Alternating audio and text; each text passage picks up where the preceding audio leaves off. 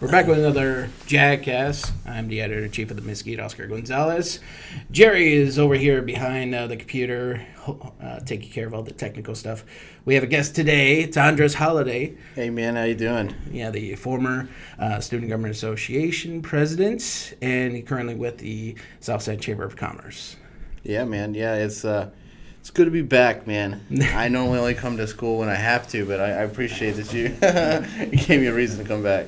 Yeah, well, we've had our talks in the past, ever since I've become editor-in-chief, and we still talk even though you're no longer president, but you have your hands in a little bit of everything still with the university. And it's interesting, dude. I think what Student Body President really did was let me meet the right people, and now that I'm involved with the Chamber of Commerce, now I'm more of the business community, and really how I get to now know how invested A&M-San Antonio is, not just the students, but also the business aspect. So it's interesting how many people come and talk to me, ask me, hey, man, do you know this person? Do you know this person? Who do I need to talk to about that? Because really A&M is seen as the economic engine of the South Side. Mm-hmm. We expect this to be something unreal, very competitive against College Station, and really to be able to be a part of it. And if you look at history, the South Chamber was actually one of the leaders in bringing the school here. Mm-hmm. And so, yeah, I'm excited, dude. All right, so before we talk about the future, let's talk about the past. Sure. All right. So you as president of SGA was an interesting story. Because prior to you, the SGA wasn't really a thing. Well, it was barely a thing. It was barely a thing. What was interesting was and I think my biggest challenge was teaching the students who were at least in part of it, or who became a part of it, was, there's power in this system. There's power in the student body, and the idea is that there's a language that has to be used to use that power, and that is through, of course, coming up with resolutions and speaking to the students, finding the issues, and being able to pass them. That's where the struggle was. Melissa had a great team. Crescencio was the starter. Melissa was right before me. What number is that? I'm not even sure what number she was, but she was right before me. Then before her was Richard, and then Richard Delgado, who happens to run the military, whatever he does over there. Yeah, Patriots. And then before him was Crescencio. And what happened was Crescencio started it up. He basically brought the message in, about how powerful student government can be. It developed.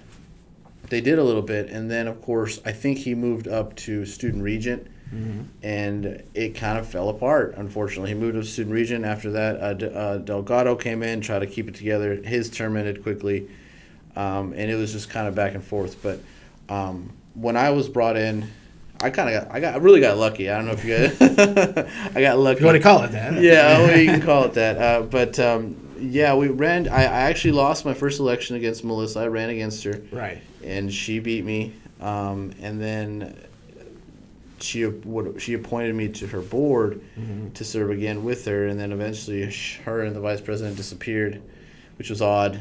That is a weird thing. I remember you telling me about that, where it's just over the summer, just Yeah, and I still talk to Melissa. Everything's going well with her. She's doing wonderful. She's still a good mentor. But she never mentioned why she left.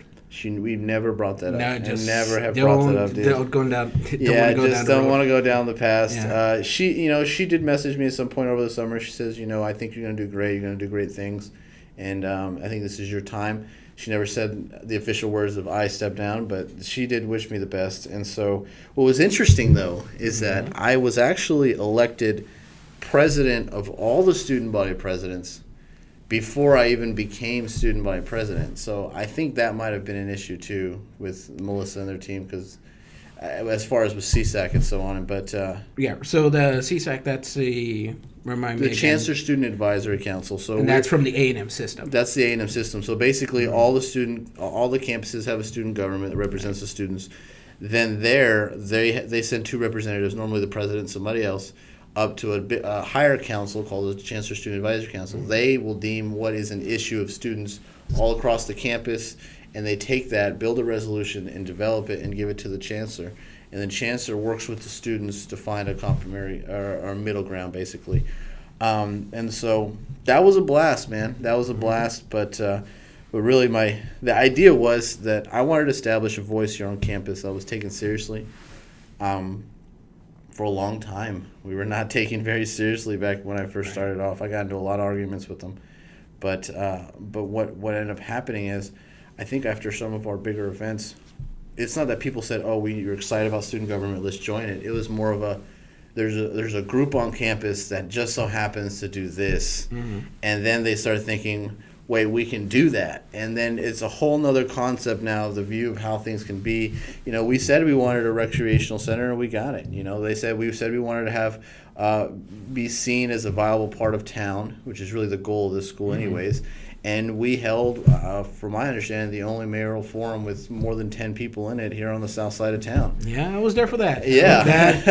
That was something. And even when we did the concealed carry on campus debate, I mean, the idea was, and of course everybody knows where I stand on that, and many people stand on the other side, but the idea is that we need to have these conversations, because if it's not us 45 or 5,000 people talking about it, there's 5 people in some room who are talking about it, making the decisions for all of us, and we actually do have a chance to speak. And so I thought that was a big thing that we should that student government was able to do. I feel like we're still doing that. Yeah, it's tricky because with it being to your university, I mean, everybody goes. That's something that we have a problem with Mesquite. That's something. It's an issue. Of course, that's changing in the fall where it's 4-year university. So now we get those young, hungry freshmen that want to take over the world. Yeah, man, I agree. That's great. and that's the thing, and I really was hoping that would be something they'd focus on this year. It has to be something they focus on. How do you structure freshmen and sophomores into the governmental system? Right. Our system was not prepared. The Constitution we had written was maybe a 5 to 10 year Constitution. We never expected to downward expand at this moment in time. You can even talk to some of the founders; they never expected that. So it was constructed to last up until that point. Now we have to look at the Constitution differently and say, well, what does it mean to be a freshman as far as representation wise? Do we want to approach this, by so many freshman senators, by so much population? What are we doing on how to do this? And whether we build a house now, develop a house, which is something I've always been talking about doing, a House of Representatives, which would have the sophomore and freshman people who would be within it, and then the Senate would be an older thing. I don't know. But they have some work ahead of them, and hopefully they get it done. Yeah, they don't have to worry about a lot of students, but, I mean, there's a good amount coming in, and then that whole infrastructure has to be put together. So with yourself, you did your time as president, so to speak. You did your time. Yes. So what do you look back and like, okay, I'm glad I did that? What do you biggest thing that I think was good, man, dude, was when we held a meeting with the student org presidents. I brought the student region in, and we sat down with these presidents, and I said, tell me and tell him everything that you guys have been telling me for the past month. And they... So why did this come about? This came about, it was an organizational presidential meeting that I was having. And it came about, last year, when it was my last year, so it was, not this October, but October before that. Okay. We sat everybody down because there was a lot of issues going on. And I had developed a strong relationship with Colton Buckley, who was the student regent at the time, and he was really a huge advocate of A&M-San Antonio. He wanted to make sure that we were basically the star child, and we were taken care of well as far as students is concerned. And so, I was hearing just stuff that, student organizations were not feeling happy. They were, discontent. People weren't taking them seriously. So I kind of, earned my name. For a long time, they called me a bull in a china shop. Okay. And so I kind of kept that mentality. I ended up doing the same thing. I called him. I got him down to come down to San Antonio. We talked to 13 of them, and they just told us how bad it was to be a student organization and how difficult it was to have an idea and want to foster it with a group of your peers. And so we went from there, and we actually ended up having a private meeting with some of the higher ups, and it got a little tangled around. But the idea was it was the beginning shift of a different view on student organizations on this campus. There was a point in time about 2 years ago where it was just so tight on them.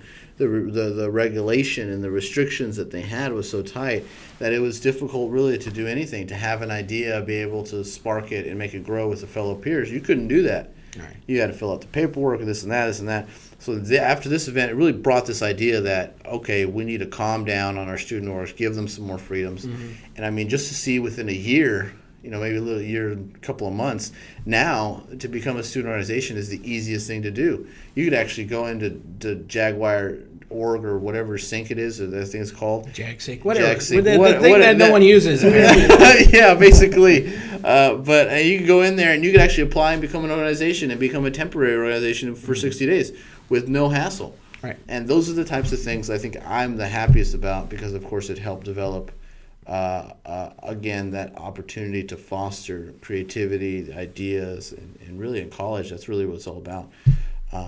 But yeah, that and of course getting us a rec center was real nice. That was a hard one. I took a lot of heat for that, and people don't like to increase their tuition, but it puts us on a faster mark now to be competitive to UTSA, and I think it was the best decision to make. So yeah, I wanted to talk about so you're a conservative dude. Yeah. When I've been to those SGA meetings and I've talked to some of the people there, it's a very conservative group. So I'm wondering, I mean, how does considering the climate of colleges higher right education, now, yeah. considering that right now there's protests against using the word freshman because it's gendered. Considering that, Wow. How do we go about having a student government that's very conservative? I mean, that just sort of boggles my mind because again, I have to read all this stuff. I have to keep track of how absolutely. other universities are handling students that demand that Woodrow Wilson's statue been taken off campus. I mean, stuff like that. And then here we have a very conservative student government. How did that sort of come about? I mean, did it just people gravitate towards you, other conservatives, to be in student government, or? Well, I don't know. That's actually an interesting point. I never really thought about that. One thing I think about A&M in general, we have a conservative culture, but although when you really look under it, the other campuses really are not as conservative as you would think. Even College Station could be debatable too. But, I think the reason we've kept this culture is because, one, the conservative ideals represents things that are very exciting in college. One of the things is patriotism, love for your nation, love for your country. Okay, you go down a block, and basically, normally the people who have flags outside their front yard or have God Bless Texas are most likely going to be a conservative Republican voter. Right. And here, there are students who like that idea. They like the idea they can represent that type of ideal that the United States is the greatest country and so on and so forth. But I think the reason it's more conservative is because you're right. We are more serious about getting involved in politics. And I don't want to get too crazy about it. I mean, you know how I feel. But, I think that the democratic system, the way they approach their volunteers is not the best way to do it. And I don't think we're doing it the best way either. That's why we haven't won in 8 years or 7 years. But the reason that I think it's developing so much is because the message sinks in to a lot of the older generation. And I there is the Bernie Sanders of A&M-San Antonio, and there is that group. I've met a kid who said he's a flat out socialist, and so those ideas. I think I just got lucky enough to be able to plant the conservative seed before anything else develops. Because conservatism is a little bit towards the older crowd, and of course A&M-San Antonio is a bit older crowd. But you're not an older guy.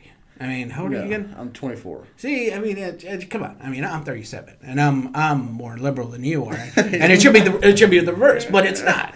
So that's where it's interesting. Because I remember like when we had the Catil Carey Forum, that was a good one. I remember the Democrats of Bexar County said, "Well, A&M-San Antonio is just a Republican school."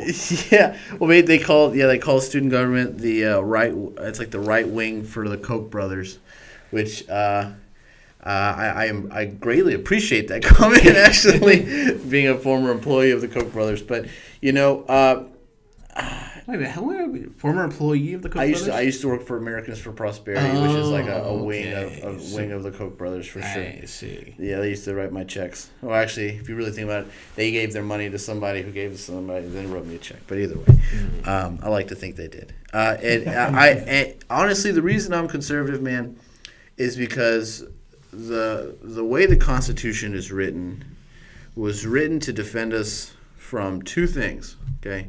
In my opinion. One, it's overtaxation without representation is one. And the second portion is basically the search and the opportunity for freedom and liberty. That's really what it's for.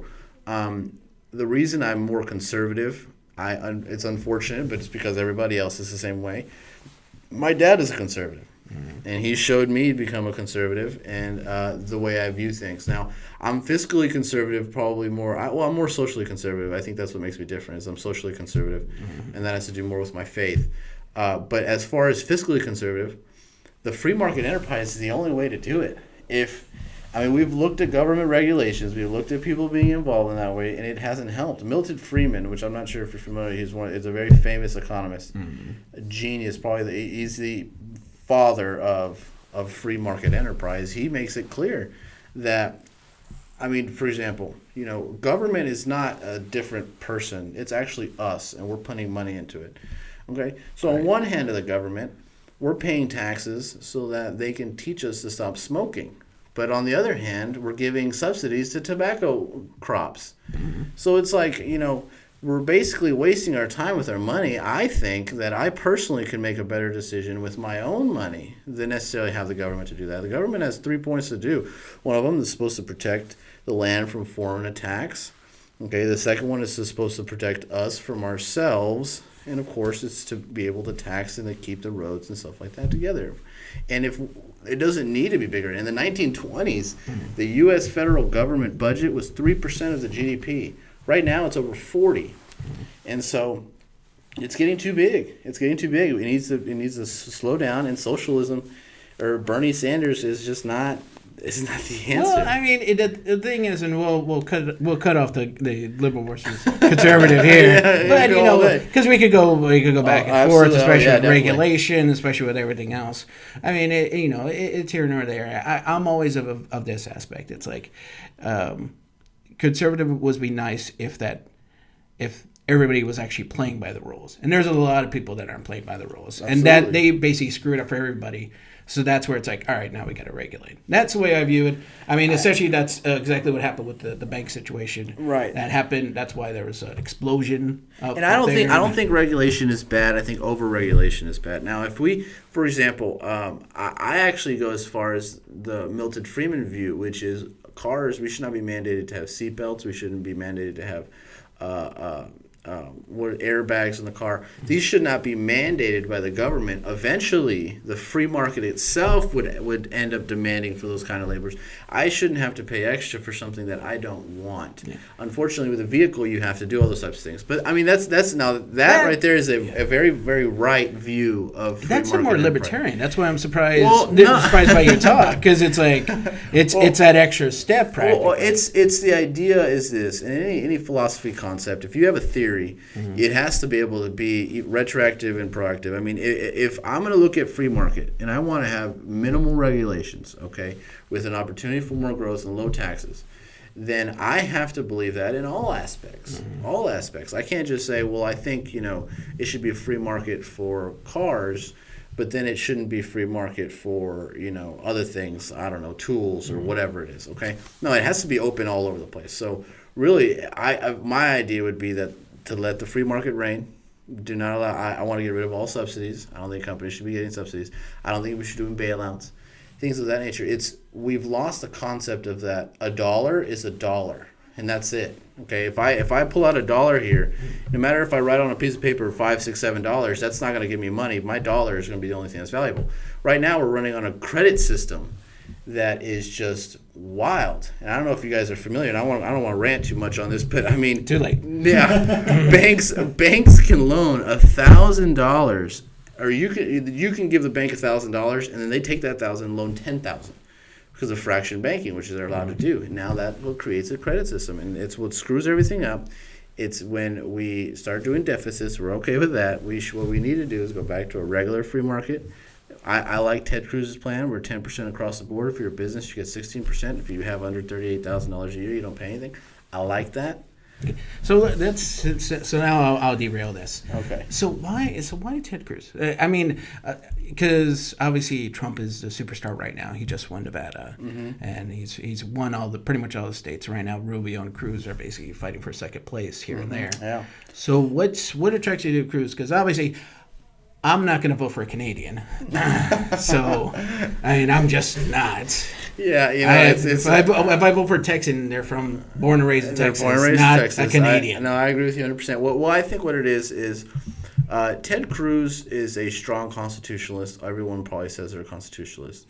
But he truly is. He understands the Constitution. He was a clerk for Scalia, which, as you know, in the legal terms for conservatives is a prophet with what he's done for us.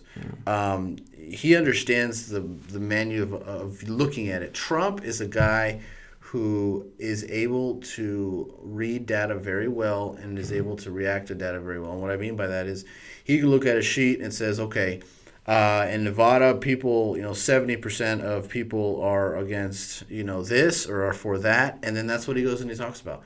But a lot of his stuff,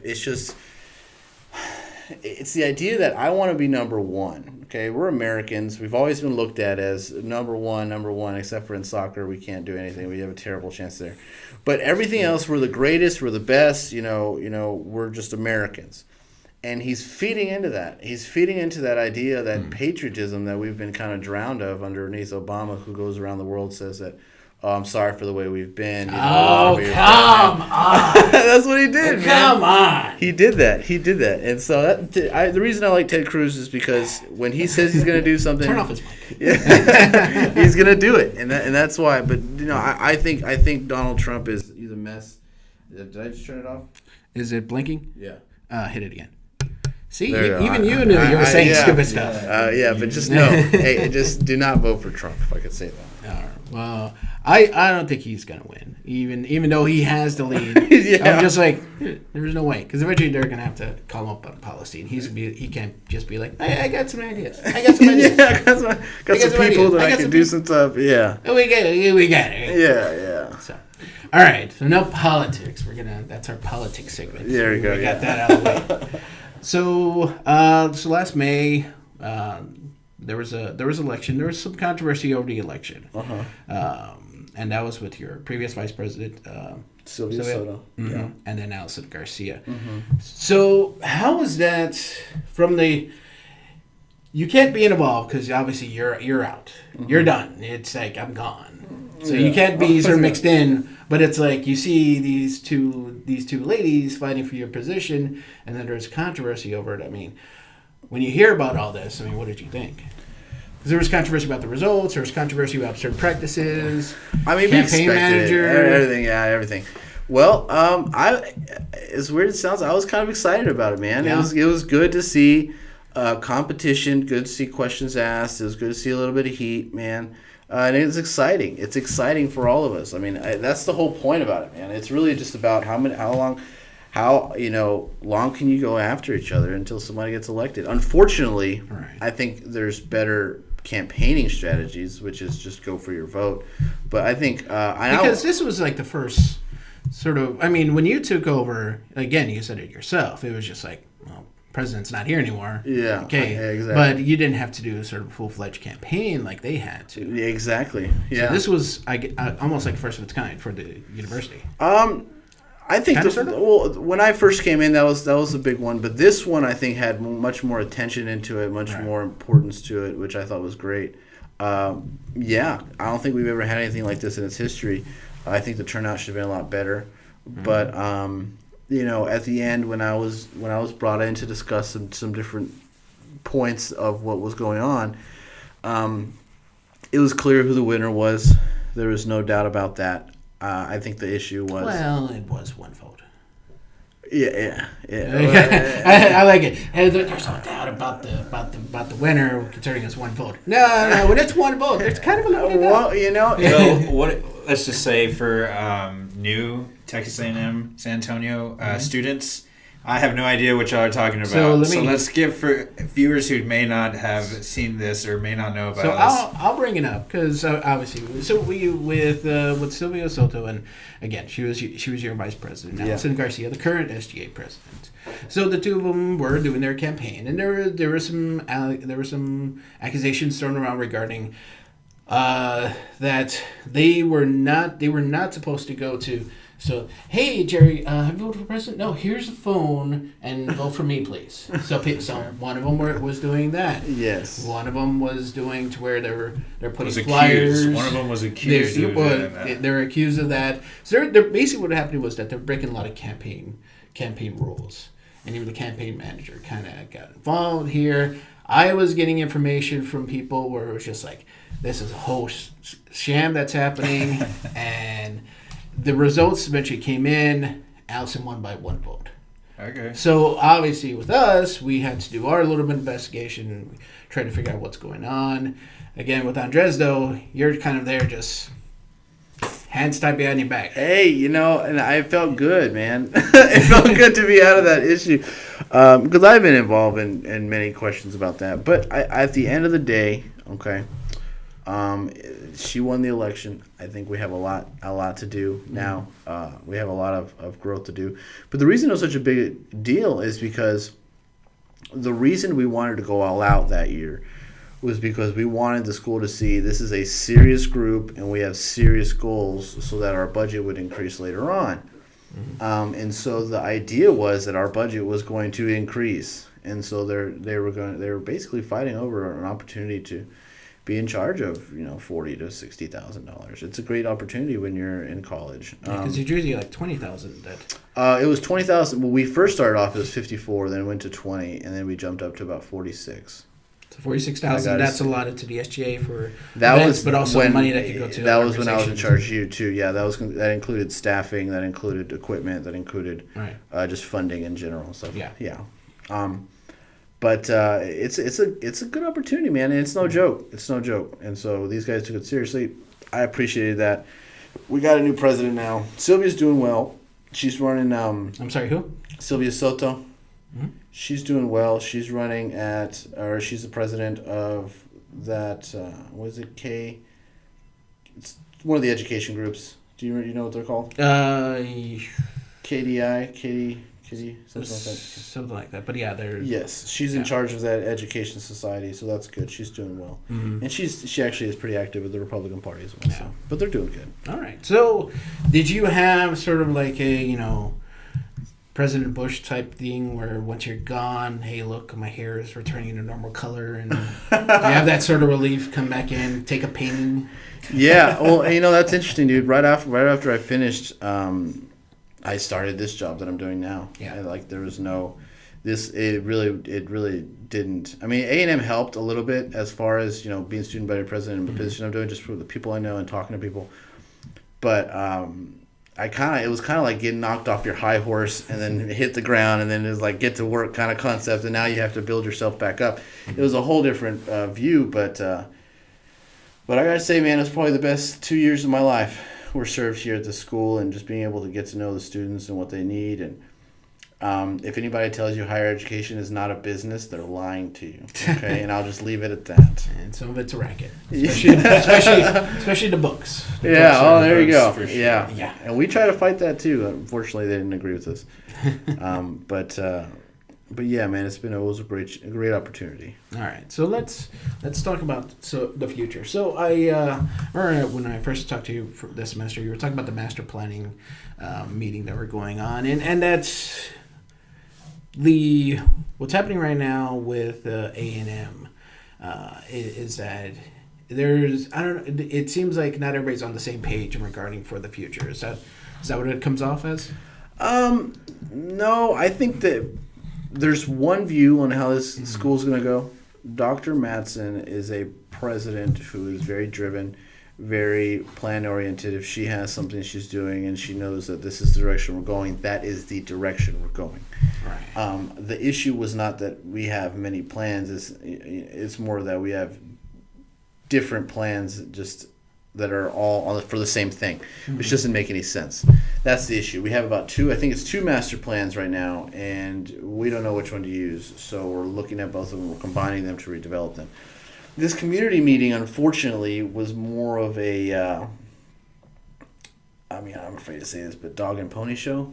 It was really, this is what we're doing, this is what we've done, this is what we think about doing, and then that's about it. And my issue with that is that, it wasn't just me. Of course, I waited until afterwards. I talked to them, and they gave me a little bit more explanation. But a lot of people were a little like, okay, so what? All this information's online. We could just look at it all online. Nothing was said that was that important, except for an unexpected conversation held by the Verano Group, the developer. He had some pretty interesting things to say about the Verano town, how that's developing, where we're going to be at in 1 to 10 years and stuff like that. But it was, for me, it was a very dog and pony show. It was a little upsetting. What is so you mentioned it real quickly, so we'll go into more depth now about what the Chamber of Commerce and businesses on the south side. How are they looking to A&M? Right now, we're looking at in the fall, right, we're at 4,500 students. Fall, they're going to be closer to 6,000. Oh, yeah. So how are they, are they just biding their time, or are they waiting to jump in? What's going on? Because right now, the only new business that's around here is that corner store. Yeah, which they threw up in like 2 weeks or something ridiculous fast. Yeah, it was pretty quick. Well, that's the thing, man. I think the way it's actually more like it's like a sliding door, and we're banging on the sliding door trying to come in. Okay. That's really what we're trying to do is, and I feel like that's one of the reasons I was brought in is to try to improve the gap between A&M and the business communities. South Side is different.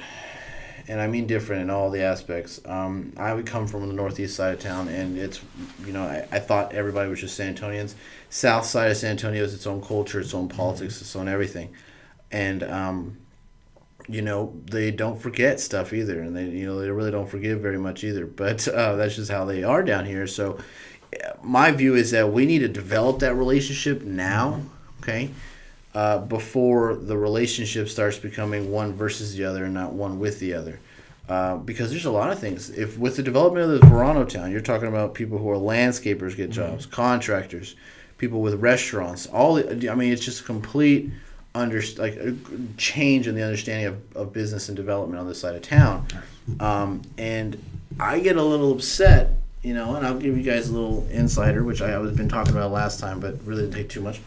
I'm upset that our school is known for our education program, okay?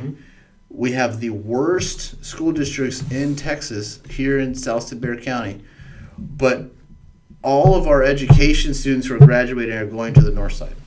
Like, there's no partnership with the south side. There's no agreement that says, hey, you know what? You guys are struggling. Let us train our students to better in the subjects that you guys need more help on, and let us send them over there. Let's get them the higher qualified ones, Let's give them, I don't know, we can do a small loan forgiveness. Whatever it is, the idea is that when people like Greg Garcia and the originals started off and wanted to grow this Frank Madlow was because they wanted it to be the heart of the South Side, the development of it. And the heart of the body is what basically gives life. Okay, it's the blood. And if this is really going to be the heart of the South Side, it needs to be the reason that the entire area develops. And one of those areas is education, and we're struggling very deeply with that. But of course, other things too. Once it develops, restaurants and all these other things are going to grow. But I think we need to use our education more for the business sector and the private sector than just wanting to say, oh, we're having the best this and we're having the best that, or we're the fastest growing university, in Texas. Those are dangerous terms. I think we need to look at this more. We need to zone back into what our goals are, and that is to improve the South Side and then be something across the country and the world. Okay. Yeah. So regarding that, because I've known a couple of want to take the education program, and they've had to go to like Holliday and teach there, but nothing to actually make them stick there, huh? No. That's the thing. They teach them that best paid is north side, or the first thing they'll do. I mean, even I was in high school. They even did this to me. Would be okay. Apply at all the colleges you want to apply at, but everyone apply to UTSA. All right. That's just how it is. And so they do the same thing. Apply to whatever school district you want, but make sure you apply for the north and northeast side. Gotcha. Because then it looks like, oh wow, well the best side of town is picking up our students because we have the best students. That's not how it should be. We should be dedicated to improving what we got. Okay, it's interesting. We don't want to give our teachers to the public schools, but we want to give the public schools more money. I just know we need to get better teachers, better leadership at their school districts, and we'll help them. Because in 15 years, when those students are wanting to come to this school, because it's the UTSA of this side of town, and we don't have a strong system to educate them now, our numbers are going to drop. It's going to be embarrassing. And so I really think it's on us. Interesting. Yeah, man. But that's something that the chamber, the business community is fighting about. The people are fighting about. The politicians are fighting about. We got another Republican to come into office on this side of town. So there's a change in climate. He's a good friend of mine, and he's also going to be helping us with this. And unfortunately, I love public schools. I went to public school in high school. But we're going to be pushing school choice and bills to try to push them through the office. One of the bills that we're working on is where parents can take their tax dollars for schools and send their students to whatever school they want. Okay? Whether there's going to be a geographical, design, whatever, that's that. But the idea is that say the public schools, you don't do a good job, you're going to get shut down. It's just like that because education's serious and we just need it. And so that's some of the stuff that we're fighting on. Okay. Yeah, man. So we're going to be wrapping up here. What's next for Mr. Holliday? Man, dude. Well, right now and next week, the campaign I'm working on is going to be finishing up. March 1st, everyone go out there and vote Matt McCall. And then, really depending on that, if we win that election, we would unseat a 30-year incumbent with 7% of his budget. And so I think that's going to be very interesting. That's Lamar Smith, right? Lamar Smith. And so because I'm familiar with Lamar Smith. With me being a tech background, Lamar Smith comes up a lot because he's part of a lot of chairs. And, he's the chair of the Science Technology Committee. So, what happened to where now he's dropped out of favor with some conservatives? Because he was sort of like, you said it yourself, been there for 30 years. I know on the tech side, they've actually tried to bring in opponents and they try to push them and it didn't work. Well, I think some of the reasons that people don't like him anymore is that, he said, like, for example, he says he's pro-life, okay, but he sits on the Science Technology Committee, so he's never actually held a hearing about when does conception start or when does life start. Does it start at conception? Does it start when the child is born? He's never held a hearing on that. But he held a hearing on extraterrestrial life. So it's like, okay, he's pro-life, but he's pro-extraterrestrial life. He's not really pro-life. And so these are the types of issues you got to tell people. And right now, he's voted for 17 of all the budget increases. The rapid spending of Obama, the rapid spending of all many more. He's been there 15 terms, but and then he says he's fiscally conservative. It's just you don't do that. And so right now there's a movement to get rid of these incumbents, career politicians, as Cruz calls them, Washington cartel. And anybody who hears 30 years, they're just like, that's enough. It's time to go. It's just too long. Because all the problems we're having here are not because of the different people we're sending in, it's because the same people who've been in there for years are doing the same thing. And it's on both sides of the party. Oh, yeah. The Republicans, the Republicans, I almost would say, are worse at politics than the Democrats are, because when the Republicans have control of the House and the Senate, they don't do anything. But when the Democrats have control, they do everything they want to do. Mm-hmm. And so that's one of the reasons I get a little upset with the Republican Party, because we just, we're not as efficient as the Democrats, but we're louder than them. It's just sad. But anyways. Yeah, you guys are more disruptive. Yeah. We'll just put it like that. But again, I'm surprised. How's it looking for McCall right now? Well, first time he ran, he did 34% and he only knocked on 5,000 doors. I came in for him this year to run his ground game. We've knocked on 60,000 doors already, and we're hoping for a good turnout. We have people at all the polls, shaking everybody's hands, talking to everybody. And that's a kind of a big area you got to cover thanks to all the gerrymandering. Yeah, where it's a huge area. Have you seen to where it starts at like the Alamo Heights, goes through Dominion, goes through Kerrville, and then ends up at the rich side of Austin? Yeah, I know exactly. Yeah, well, Lamar Smith, he was actually he was brought on to help the state redistrict himself. So he basically redistricted his own. He didn't screw himself. Exactly. That's what he did. And it is difficult. It is very difficult. But eventually you have to get down to statistics. Bexar County is 34% of the vote. If you win Bexar County, you basically can win everything. Mm-hmm. We have to get 45% in Bexar County and then 53% everywhere else. And so all the battles here, really, this is where my focus has been. But if once we win this, man, right now there has been talks of moving up in the chamber, possibly a vice president seat. Mm-hmm. And if I get one of those, then I'm going to be down here for a long time, man, at least 4 or 5 years. But yeah. So why? And we'll leave it off at this. Why is politics such a thing with you? Because you went because you're going from SGA president, and then now you're helping out with campaigns, running campaigns. What attracts you so much? We're both. I'm a political science minor. You're a major. Yeah. What gets you going with that? The way I look at it is that life, liberty, and the pursuit of property.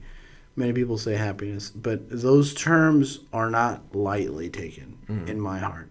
And the reason is because everywhere in the world, people are looking at our country on how we do things, how we treat each other. What is it that we're doing that made us so prosperous in this time? Right. And I'm realizing that it's a special thing. This is not something that, in my belief, just happened. This was developed by, in my opinion, I think the Constitution and the Declaration of Independence are inspired. Mm-hmm. And because of that, it shows that there was a purpose behind the United States. And so my opinion is that I need to make sure that we keep in that line and that I'm doing my civil duty by getting involved. I really think everybody should get involved, whether you're Republican, Democrat, Socialist, whatever it is. We need to get involved, and we need to really understand, more of anything, better understand what's going on. Yeah, except for you commies. Except for all you. Going back to 1980s. Yeah, no. And that's really what it is, man. I want to get involved. I want to make a difference because my family is going to live in this country, and their family is going to live in this country. And when you tell me that I have to pay for $17 trillion worth of debt and I didn't do anything about it, I think I would want to be involved in more conversations of how we get there. So that's kind of why I'm going to do it. All right. Okay. Yeah, so, thanks for stopping by. Of course, Mr. Holliday. Absolutely. Andres Holliday. You can see him at the South San Chamber of Commerce. He's going to be around there for quite a bit. Yes, sir. Keep checking out the mesquite-news.com for all your news regarding A&M-San Antonio. Jerry's over here. You can follow him at Jerry Quijano. On Twitter, follow me at RichardGamer1. Follow the Mesquite at the Mesquite on Instagram and Twitter, and Mesquite News and Facebook. So until next time, we'll talk to you later. All right, take care, guys.